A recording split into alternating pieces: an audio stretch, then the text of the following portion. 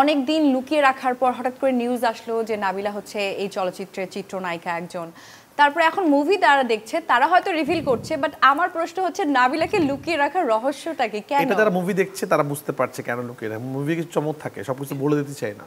ওর পুরো পার্টটাই হলো যে শুধু নাবিলা না, নাবিলার সাথে সাকিব ভাইয়ের যে পার্টগুলো সেগুলো আমরা লুকিয়ে রাখছি আচ্ছা, কোনো একটা কারণে। এটা যখন তুমি সিনেমা দেখবা তখন বুঝতে পারবে।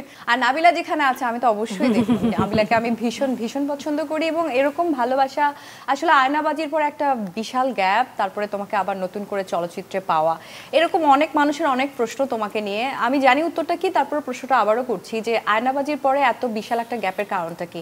তোমাকে কেউ ভালো কোনো চলচ্চিত্র অফার করেনি না কি ছিল? তুমি বলেছো তুমি অনেক ধৈর্যশীল।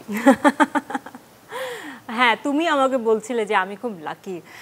আমি আমি আসলেই মানি যে আমি খুব লাকি, বাট লাক সবসময় আমি মনে করি কি যে তোমার অধ্যবসায়, তোমার ধৈর্য এবং তোমার পরিশ্রম সব কিছুর সম্মিলন যখন থাকে তখন লাকটাও চলে আসে।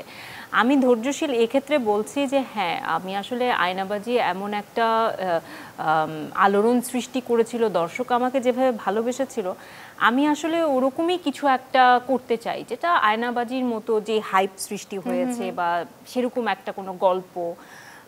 বাট আলটিমেটলি আমি জানি না, আমার কাছে আসেনি বা যেগুলো এসেছে আমার কাছে মনে হয়নি যে আমি করতে চাই বা করব। সো ফাইনালি তুফান এসেছে অনেক সময় নিয়ে এবং তুফানের মতো করেই আমার জীবনে এসেছে।